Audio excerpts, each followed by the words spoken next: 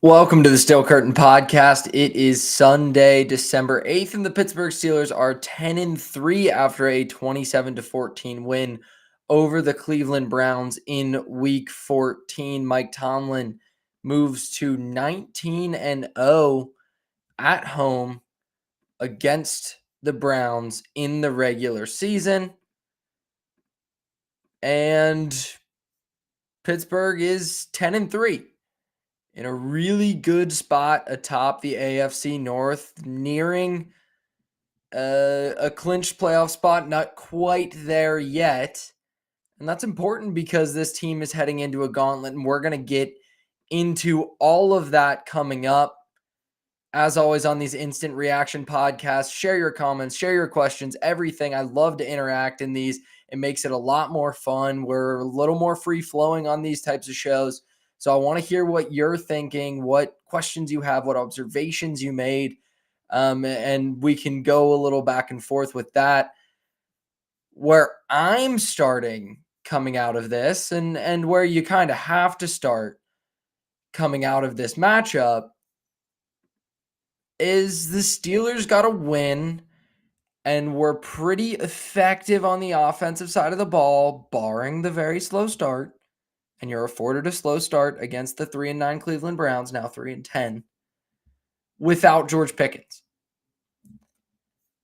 And that was obviously the big question. What is this offense going to look like without its number one receiver? Receiver has been a huge question mark, regardless with this team, the amount of talent or lack thereof that they've had the entire season, going back to the offseason. Are they going to add Brandon Ayuk? Are they not going to add Brandon Ayuk? You need a number two receiver. Can Pickens carry the load? Well, the natural question off of that, what happens if you don't have George Pickens? And I think we were asking this a little bit after his lackluster efforts against Dallas early in the season, when felt like it might have been time for an ugly divorce, but that's not the case. Pickens has been really good this year, and he was a late scratch from this one. Tweaked his hamstring on Friday is what the report is. And it looks like this is something I want to get into later because I like the way the Steelers handled this. Tomlin kind of looked at it and said, okay, let's look at the upcoming schedule. Yes, this is a division game, but it's the Browns. We've already lost to the Browns, but it's the Browns. In a very down year, we should be able to beat them without George Pickens, and we can get him back healthy for the final 4 games of the season, which are an absolute gauntlet when the Steelers have to win at least 1, maybe 2, to stave off the Ravens and win the division. If they win that head-to-head, they likely clinch it, but there's still, a lot that can go into that situation down the stretch. So I think now if the Steelers do beat the Ravens, who are on a bye in week 14, in 2 weeks in Baltimore, I think if the Steelers win that game head-to-head, they should clinch the division. We'll get everything sorted out with that. But back to today. The offense looked okay without George Pickens, and it took a little bit to figure out what it was going to be. And I'm willing to live with that, right? They start 3 and out, then a 5-play, 24-yard field goal drive after a punt and a good return gave the Steelers some really good field position. Another 3 and out, another 3 and out, another 3 and out, then a 5-play, 31-yard touchdown drive. And then finally, after forcing a 3 and out right before the half, the Steelers go 11 plays, 45 yards for a field goal, stringing something together. It took some time to get it off the ground, but the Steelers showed that they still have some options, that Russell Wilson can still be functional outside of those moon balls to George Pickens that everyone is in love with and that are a highly efficient play and a big part of this offense. It's not just like what they were missing isn't just those plays, right? Last week, Pickens had against the Bengals in that shootout win, Pickens had 3 really big catches. He also had 2 really bad penalties and netted out to about 30 yards, I believe, if you count the penalties against the receiving yards. So it's not that it's a massive impact week over week, but the attention a defense has to give to Pickens because he can win so easily one-on-one on jump ball situations. The way a secondary is just going to shift everything in his direction because he's so clearly the most talented player and weapon in this passing game. The Steelers were losing that gravity. It took some time for Russell Wilson and Arthur Smith. It seemed like it took some time for those two to figure out, okay, who's our new gravitational force? How do we piece this together? Who can win one-on-one? Do we have to lean on the run game? Cleveland was really stacking the line of scrimmage. It looked reminiscent of the late Ben years when he couldn't push the ball down the field. Everything was up close. Wilson was trying to get it out quickly, early, and it wasn't working. But eventually they found their rhythm and win this game 27-14. And that's a really good sign. That's what John Edborg, who is, always a big contributor in the chat, and we really appreciate that. 27 points without GP, not bad. They could have scored more. They absolutely could have. In the second half, things really got rolling, and it felt like this team took their foot off the gas once they extended that lead and got to 27 points, and I'm fine with that. Mike Tomlin knew what the Steelers needed to do to win this football game, and that's what they did last week. They needed to gain over 500 yards. They needed Russell Wilson to throw for over 400 yards. This one, they knew they could make it a little uglier. The Steelers finished with 267 yards, 4.3 yards per play, but they got 2 big turnovers on Jameis Winston. They converted on short fields. They won the field position battle. This was a Mike Tomlin win. These are the games he's very comfortable in, and that's incredibly valuable because it puts the Steelers in a really good spot. Looking at this offense, and hopefully we don't have to extrapolate this out too much because Pickens will be back. That's the hope. That's always going to be the best version of this offense. There's no argument anyone could possibly make that they're better off without him. He is their best wide receiver, and it's hard to live without a player like that.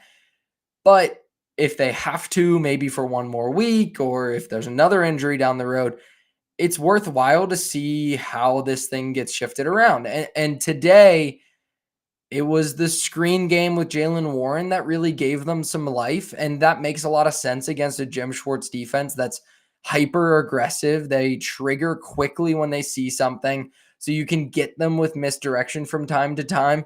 They do particularly well against like a Kyle Shanahan offense, which can be very predicated on that misdirection stuff, but they just trigger downhill really quickly and can disrupt a lot of the crossing routes and things like that.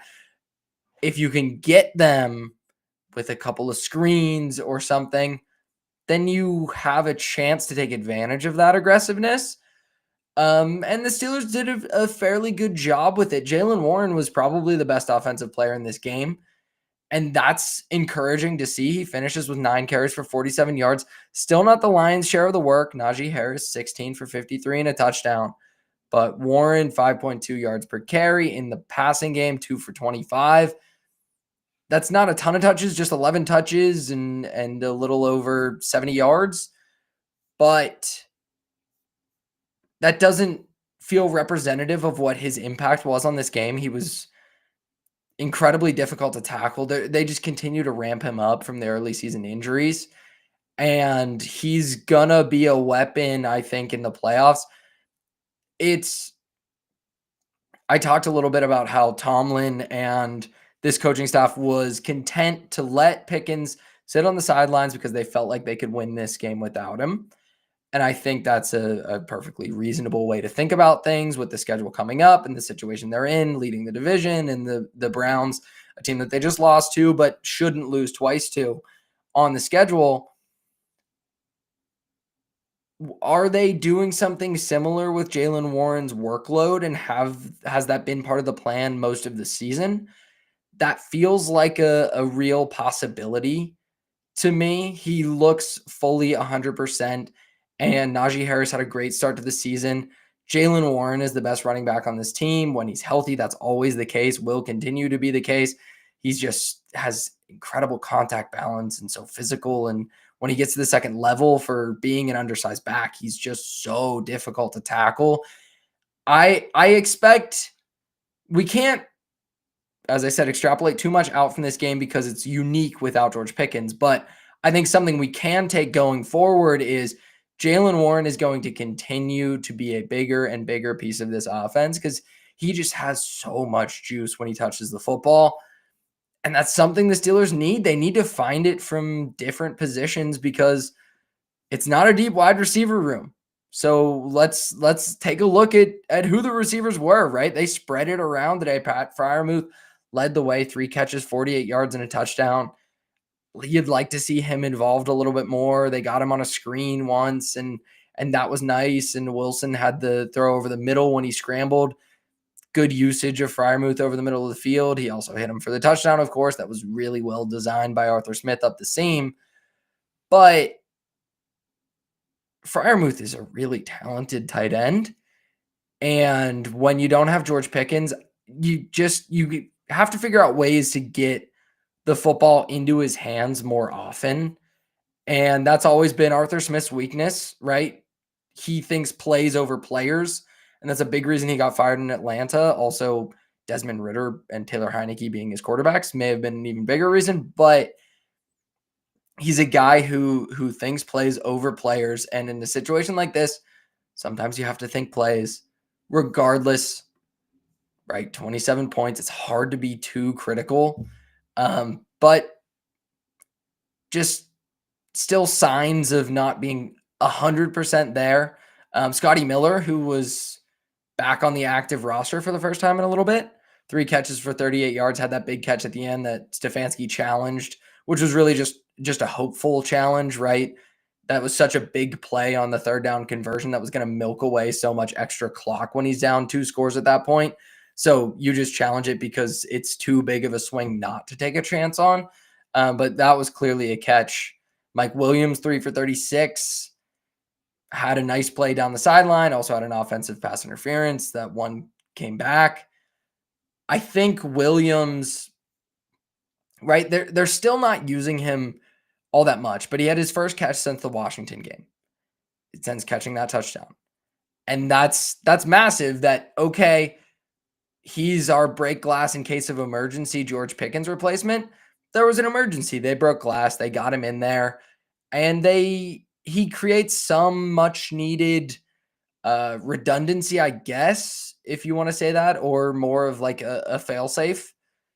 If Pickens is out longer term, you're still getting, I don't know, 70 to 80% of Pickens' production on those sideline go balls because Williams isn't the player he once was, but he's still physical enough, big enough, athletic enough to win in those situations. So seeing that, okay, like these are really tangible ways that things evolved without Pickens. And then it's Russell Wilson.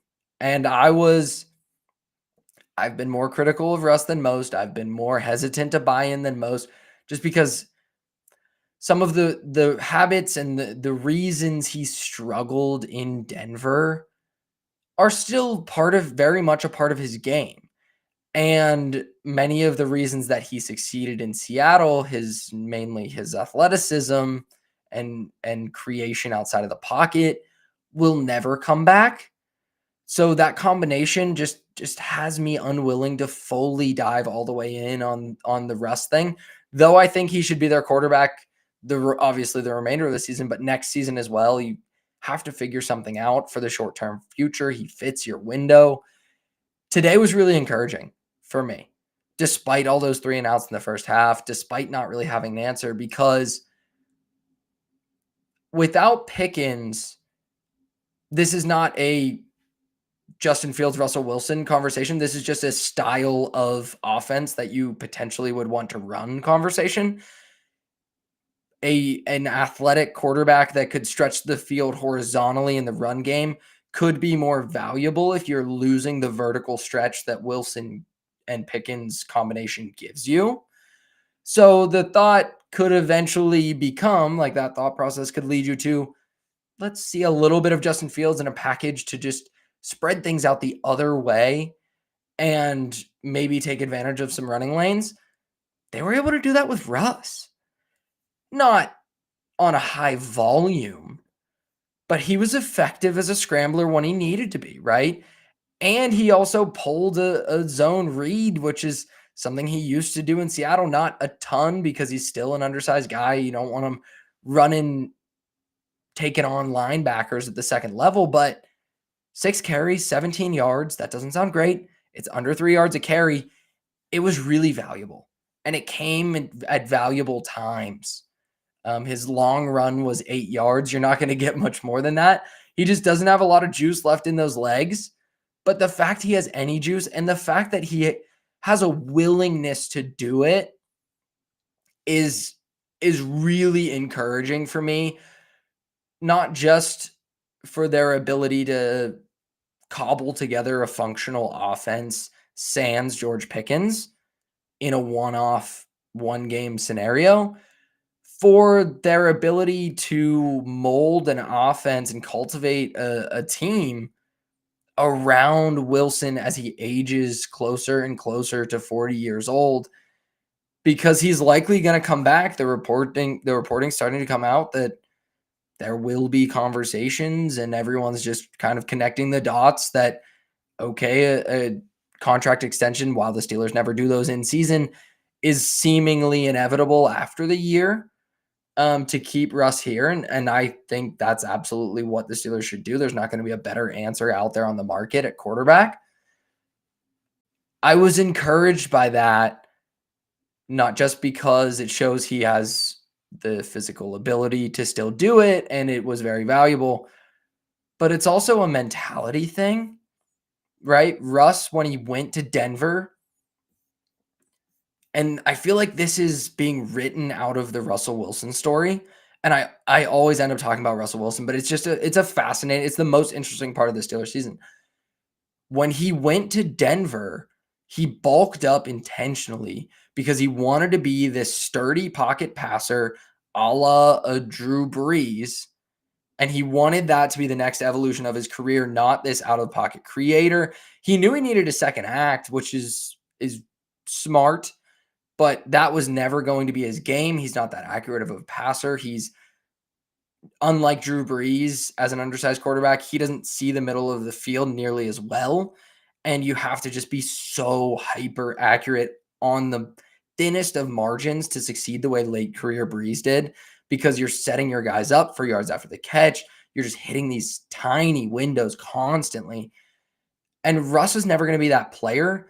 There was a dispute in Denver about him wearing the play calls on his wrist. He didn't want to because he wanted to be that Drew Brees, Peyton Manning type, right? That is up at the line and changing plays. And he still does quite a bit of that. But his willingness to lean back into some of his scrambling, the best of his athleticism, right? It being valuable in short yardage, it getting out of bad situations in the pocket so he can keep a play alive a little bit longer without taking big negative plays. That's a sign to me that this guy knows who he is. He's gone through this trials and tribulations of his career in Denver, and he started to get better with Sean Payton, Drew Brees' coach, at the end, but it still wasn't good. And now it is. And he's found that third act now, but the second act of what he wanted his career to be. It's not going away entirely from his old play style, but it's just adapting it to his age. It's still leaning on those deep shots. It's still creating a little bit and using your legs when you need to. And that is really, really encouraging for me to see going forward with him, because that starts to become the conversation is, this guy's on a 1-year contract. What do we have next season after that? And I'm becoming more and more encouraged about Russell Wilson. And I think his intention in that evolution and his fault in the Denver debacle is being absolved a little bit because he's playing well now. And I don't think that's necessarily fair, right? It wasn't a good fit. Nathaniel Hackett was not a good coach. Sean Payton wanted to start fresh with a young guy, right? It was not going to work there, but he has certainly plenty of culpability in the failure in Denver.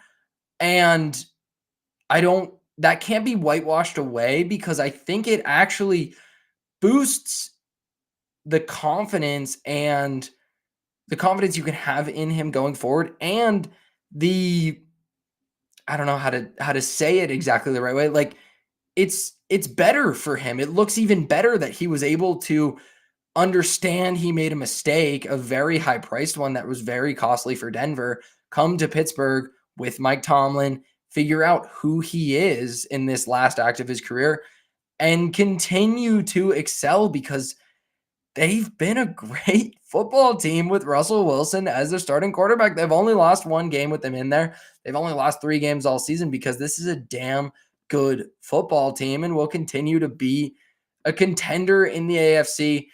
Russ just deserves a ton of credit for that. And I've been hesitant to give it to him because of deep ball variance and all these different things. But man, today was impressive to me and something to be excited about in the short and the medium term, because nothing's long term with a quarterback his age.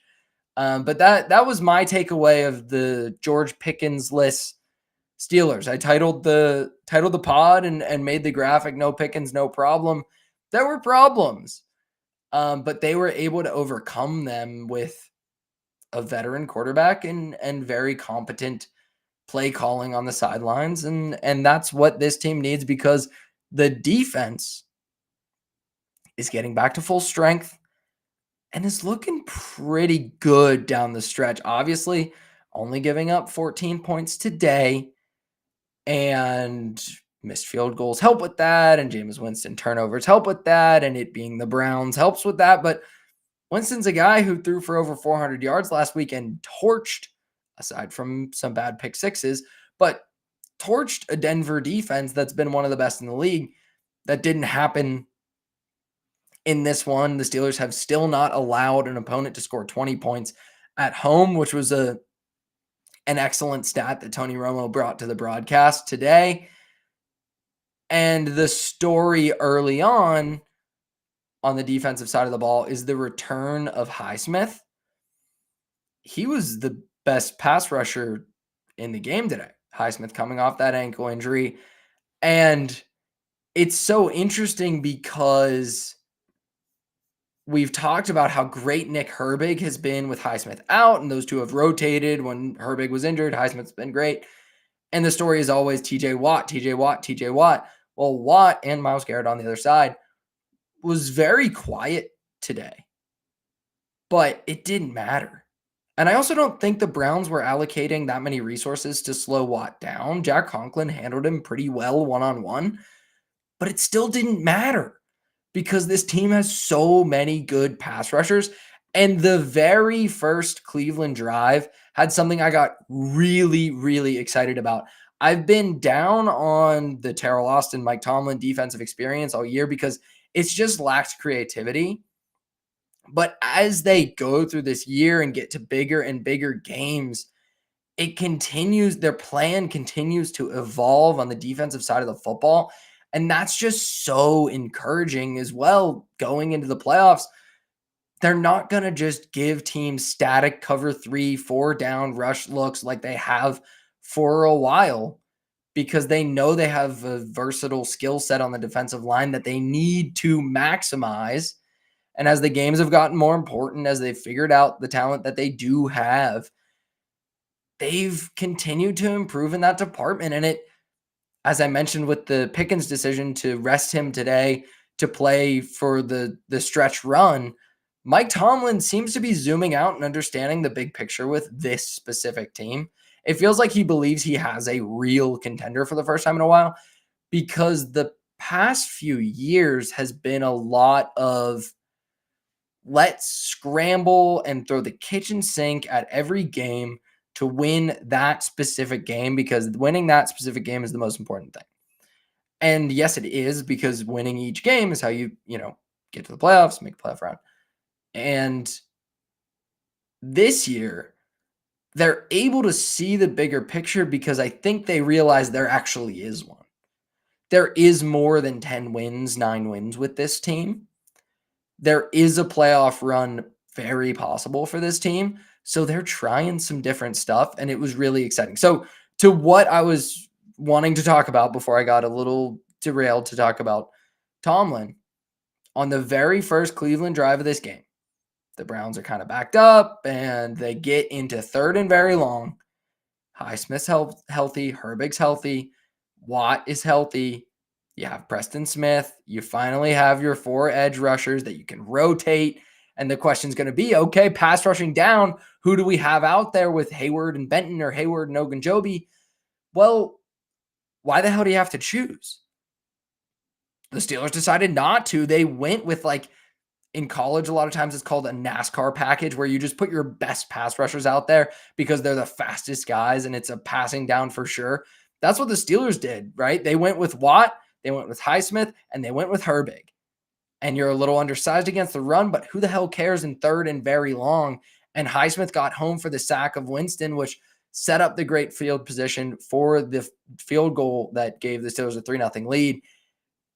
And they went to it later in the game as well. And just getting those 3 guys on the field together is so exciting to see that evolution of this defense and what you can do when you have all of these talented players together and healthy all at once. It feels like for the past couple of years, the Steelers have a couple of superstars. They're cobbling a lot together around it. They're dealing with some injuries. Right now, they're pretty locked and loaded on that side of the football. And even with TJ Watt being a bit underwhelming lately and kind of ceding the foothold he seemed to have on the Defensive Player of the Year award, it doesn't matter because this defense is loaded and might be the best defensive line in the NFL, especially when you can say, all right, we know you're going to throw the ball here on third and long. Herbig's out there too. Highsmith's out there. Watt's out there. And, your big guy in the middle, that's Cam Hayward, who's playing like a first-team All-Pro in his age 35 season because he's an ageless wonder in the middle. And if we're talking, I mean, TJ Watt's seeding his potential Defensive Player of the Year candidacy, it's time to start making one for Cam Hayward. He's been remarkable in the middle, just constantly pushing the pocket. Winston, you saw him so many times today. He just had to like fade away or step right into a Highsmith pass rush or a Watt or Herbig. And if he tried to step up, it just crumbled on him because Hayward's just walking back the center and the guard on almost every pass rushing down. He's getting doubled at such a high rate. And that means that Watt is getting more one-on-one opportunities. He was left one-on-one a lot today with Conklin. He didn't win as much as you would have liked, but Winston was clearly cognizant of it. And if you're doubling Hayward in the middle and you're giving Watt maybe a chip or some extra attention, and Winston has it, the quarterback, whoever the quarterback is in other matchups, has that in the back of his head. Oh, yeah, you still have Highsmith, maybe Herbig also, or either or of them coming off the other side, and Ogunjobi and Benton. It's just so deep, and it's such a valuable part of your team to build up this way. I've loved what the Steelers have done in the draft since Omar Khan has taken over and since they poached Andy Weidel from Philadelphia. The Eagles are one of the other Super Bowl contenders, and I say other because I'm willing to go there with the Pittsburgh Steelers. They could win a Super Bowl this season. The Eagles are one of the other Super Bowl contenders in the NFL. There aren't that many, and they've built it the same way. They just load up in the draft on these pass rushers, either on the edge or on the interior. They have Jalen Carter. They have Milton Williams. They have Nolan Smith. They have all these different guys. They have Jordan Davis. They just take more and more and more because you can never have enough of those guys, and they just can dominate a game. Winston got off to a hot start, and then he didn't throw off a clean platform for a long stretch of this game in the middle. And yeah, Joey Porter Jr. has kind of regressed in year 2.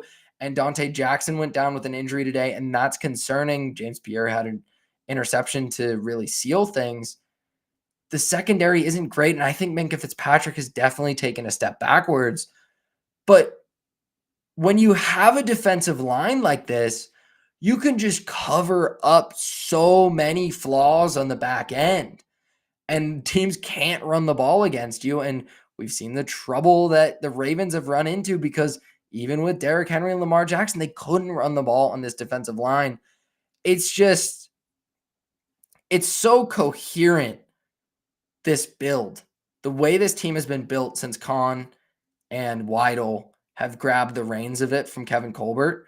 Because at the end of the Colbert era, and I definitely didn't think I'd be talking about this, but at the end of the Colbert era, it felt like they're just kind of, I like to say throwing darts, and I apply that a lot to the quarterback position, but they were just trying to patch things together, right? They'd spring a leak somewhere and you plug that one, and then another leak would spring and you try to plug that one and another leak. And you're just constantly drafting for need and trying to fill these different things. And Weidl and Khan have said, if we build in the trenches, because on the offensive side, they've done it too with McCormick and Frazier and Broderick Jones and Troy Fautanu, and you can withstand all these injuries. You can control the game in the trenches, and it's given them an identity, such a clear identity on both sides of the football, that even with TJ Watt regressing a little bit, this is a very dominant defense, one of the best defensive lines in the NFL. And now, as they've cultivated the talent, Keanu Benton had a huge interception today. He's been really good in the middle. Maybe not getting the same shine as Herbig is, his college teammate, but as you've cultivated that talent, now you can be more creative with it, right? They're rushing Hayward off the edge a little bit today. And like I said, with that NASCAR package with the 3 edge rushers, they can do so many different things now because you've just built up a war chest of dudes in the trenches, and you can control a football game that way. The Steelers, all offseason, I talked about wanting this franchise to have direction.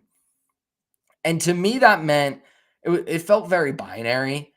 Are you in or are you out? Right? Are we going for this thing, or are we blowing it up, trying to get a franchise quarterback and figuring it out? And it just felt like a lot of their moves, they were middling it.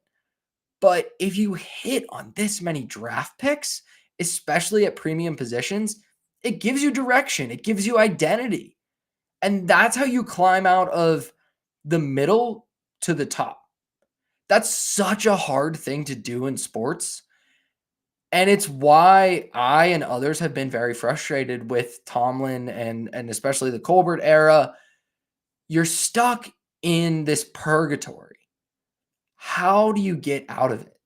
Well, the construct of the league, of the parity of the sport, is you drop to the bottom so you can load up on draft picks and climb back to the top. That's what the Lions have done to build such a great team. It's what so many other teams have done. When you're consistently around 9 wins, you can't do that.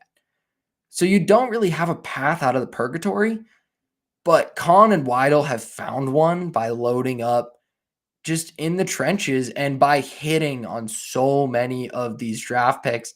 Their identity is to be huge and to be physical and to be nasty, and that marries perfectly with Tomlin's identity. And it's why this team can win 27-14 against a Browns team that beat them a couple weeks ago without George Pickens and without gaining even 300 yards of offense. It's why in back-to-back weeks, the Steelers can go from gaining nearly 500 yards, or I believe over 500 yards against the Bengals in a back and forth track meet. They can win that game, and they can turn around and win a rock fight by 2 touchdowns against the Browns the next. It's the best I've felt about the Steelers since before Ben's elbow injury. And that includes the undefeated start to 2020. Because that was such a house of cards, and this is built on a rock solid foundation. And maybe that's too macro to go coming out of this win, but eventually, like, we just have to acknowledge this is an incredible build, and they have catapulted themselves into the upper echelon without a franchise quarterback, right? Because not I feel like I'm belaboring this point a little bit, but it's instructive, it's important, and it's exciting as hell. When the Warriors in the NBA, and this, I promise I'll wrap this analogy around. When the Warriors got Kevin Durant, right? They're coming off the best regular season in NBA history, 73-9. They signed Kevin Durant after losing to LeBron in the NBA Finals. Everyone knows this. The Western Conference kind of just crumbled. In a lot of ways, a lot of those teams just laid down. OKC, after putting up a fight for a little bit, they said, okay, we're gonna turn in. We can't take this on. We're gonna rebuild. A lot of teams did. The Houston Rockets were the only team that really didn't. And that's because they had James Harden and they had a unique style. And they said, all right, we're gonna take you head on. They nearly did. They had a couple chances to knock off the Warriors. They were unable to do it. When there's a juggernaut, a lot of the other teams that have to go through that juggernaut collapse, or they say the only way to do it is to have like a bona fide superstar. And in the NFL, that translates in that you have Patrick Mahomes in the AFC. And the general line of thinking is the only way to punch with the heavyweights of the AFC, with the Patrick Mahomes of the AFC, is to have a real dude at quarterback, a bona fide superstar, a Josh Allen, a Lamar Jackson. Otherwise, get out of the way and go try to get one, right? That's what a team like the Colts did, trying to get Anthony Richardson. Let's get our own mutant quarterback who can compete with these guys. That's not really worked out, but the jury's still out on that. A lot of other teams have tried to do it as well. The Steelers said, no, we're not laying down for anybody. We can do this with a cast-off in Russell Wilson and reignite his career. And the fact that it feels real and realistic that, yes, this is a down Kansas City team, and the Bills are probably the best team in the AFC. They would be my pick to win it at this moment. But the Steelers went toe-to-toe with Baltimore. And yeah, Dan Orlovsky says you can't beat a team like Baltimore only kicking field goals. They did. He's kind of right, but they did.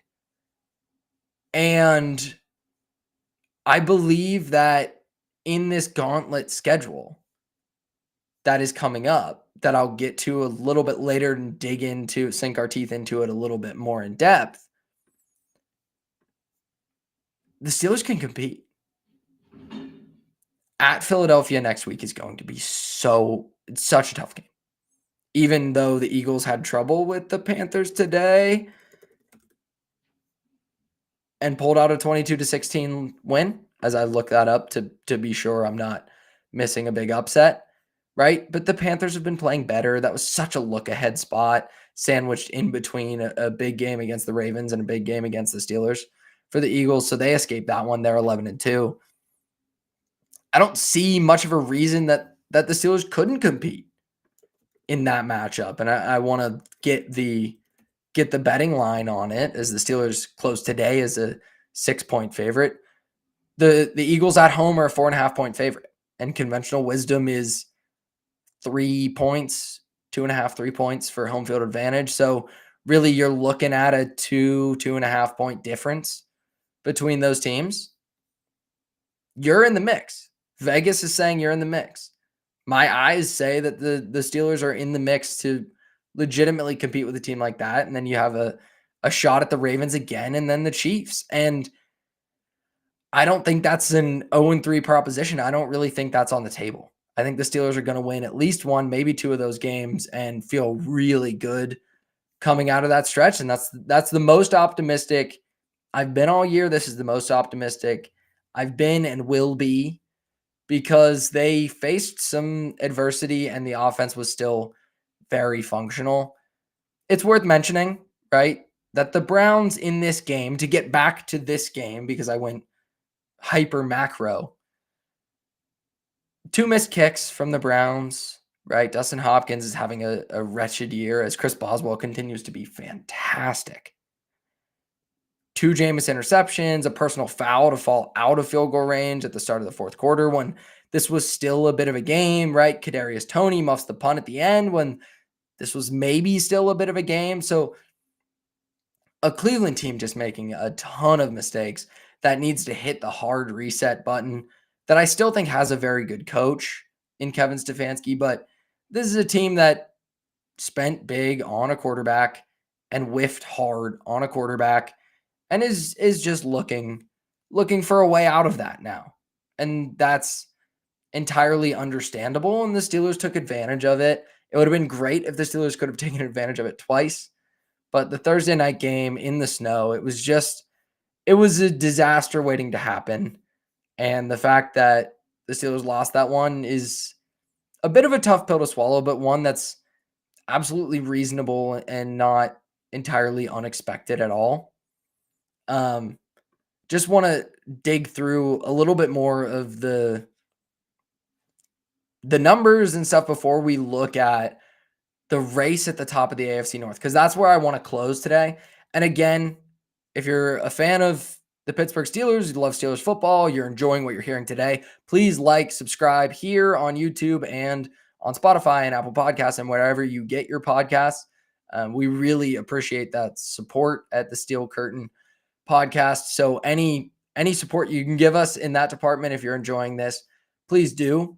But just digging through the numbers to try to jog my memory if there are any players that I want to talk about that we haven't gotten to talk about yet. Deshaun Elliott leading the way with 13 tackles today. He continues to be fantastic. Patrick Queen with another excellent performance. And I love what they're doing with Queen as well. He had a slow start to the year, and I was really questioning that contract.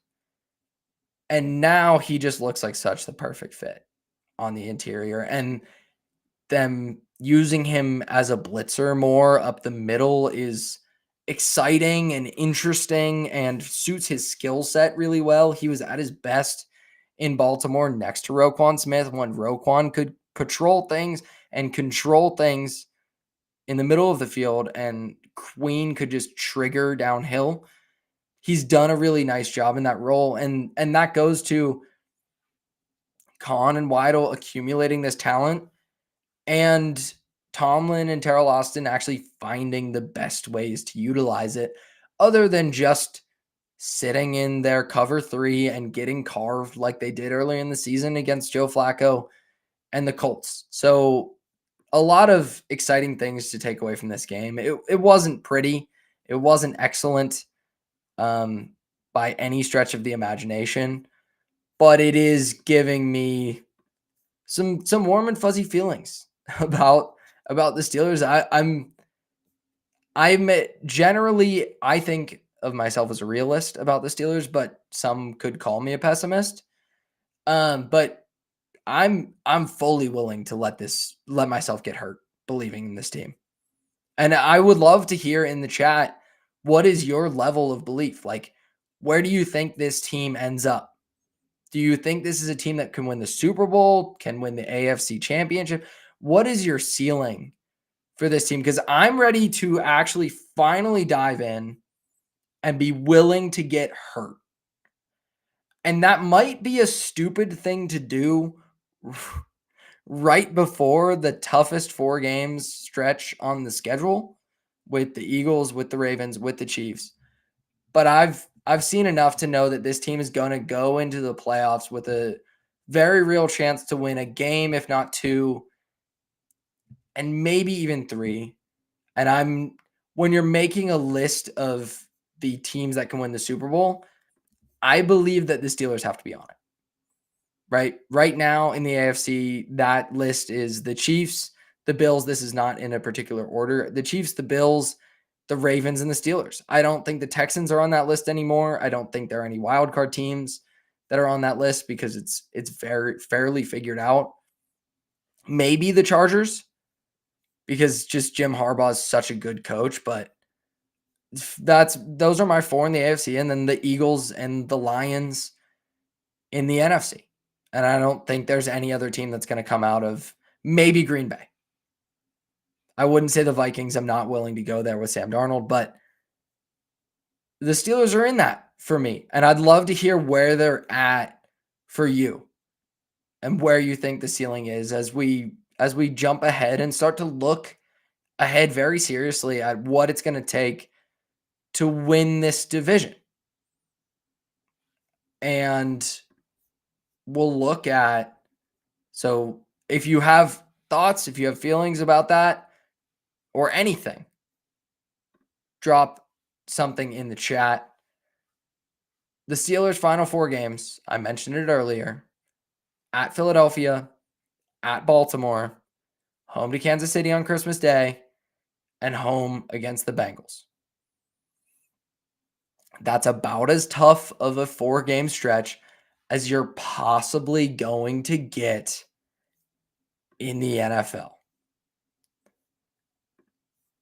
And it also has to do with the short rest, right? Because it's Philadelphia on Sunday, and then it's Saturday the 21st at Baltimore, and then it's Wednesday the 25th. So very short rest for the Christmas Day game. That's a gauntlet. If you win one game, one of those games, I'm happy with it. You win one, you have to be competitive in the others, right? If you beat Baltimore again and get blown out by Philadelphia and Kansas City, okay, that's not what we're looking for. And maybe it'll make me reassess things. Maybe that will be me getting hurt because I'm saying I'm open to it now. I'm willing to get hurt, willing to let this team hurt me and really believe. But my feeling is they lose at Philadelphia. And then beat Kansas City and beat Cincinnati. So it comes to that head-to-head with Baltimore. And looking at that race at this point, the Ravens are on bye this week after losing to the Eagles last week. So if you lose to the Eagles, you don't really lose that much ground, right? You miss out on the opportunity to gain some ground. But you would be kind of tit for tat on that one. They're 8-5. They close with at the New York Giants, home to the Steelers, of course, at the Texans, and home to Cleveland. A much easier schedule, but now they have to pick up 2 games in the win column because now both teams have had their bye. The Steelers are 10-3. The Ravens are 8-5. If the Ravens win out, the most they can finish, the best record they can finish with, of course, would be 12-5. That means the Steelers, depending on tiebreakers, if you're going to leave it to a tiebreaker, if you finish 2-2, if you're the Steelers, you have a shot to win the division. Likely in that scenario, it comes down to splitting with the Ravens and then the next tiebreaker, whatever that is. But if you beat the Ravens, really the season becomes about beating the Ravens in 2 weeks. And I'm totally fine if the Steelers, I will make a vow right now, I will not overreact if the Steelers get smacked by Philly next week. I think that's a big game. I think it could potentially be a measuring stick. But I also think if you beat the Ravens to get to 11 wins and cap their ceiling at 11 wins, you win the division because you have both wins against them. You're going to have the head-to-head tiebreaker, and that means a home game in the first round of the playoffs. So that's really your season. I will not overreact if the Steelers lose that game to the Eagles. I will not. I will not do it. I may want to do it, but I will not do it because it comes down to that Ravens game. And then if you're the Steelers, you just win 2 of the last 4 and you likely have a home game in the playoffs against an inferior opponent, hopefully not the Ravens again. To be in that situation at this point in the season is about as good as this team could have possibly asked for. There are a lot of bad teams in the NFL. So that helps these good teams really pull away. Right? Kansas City is still 11-1. The Eagles have 11 wins. Like, these teams are feasting on the bad teams. Detroit's 12-1, Minnesota 10-2. There aren't a lot of speed bumps for the best teams. Now you're going to measure yourself against really good ones. And I think the Steelers are ready to really hang and punch with the big boys. And that's super exciting going forward, and why I'm very optimistic that you escape this game against Cleveland with a 27-14 win without George Pickens. You have some answers. Your defense is up to full strength, and you're heading into the gauntlet where you really get to understand what this team's made of. And I'm super excited to be there along the ride with you. So again, make sure to like and subscribe, and come and hang out after every game for these instant reaction pods. Hang out on Wednesdays with Tommy and Shane. They do a fantastic show. Last week, some really interesting stuff on the future of Russell Wilson in Pittsburgh. And I love when they talk about the team building and the macro stuff that I like to talk about. I love getting their opinion on it. So make sure you go and check out that show. As always, a big thank you to everyone on the production side of things here at FanSided, Joanne Woodcock, who's going to get everything taken care of for the podcast and Spotify, and everyone on the YouTube and video side of things. A huge thank you to them. That'll do it for me. Until next week, have a great one, and go Steelers.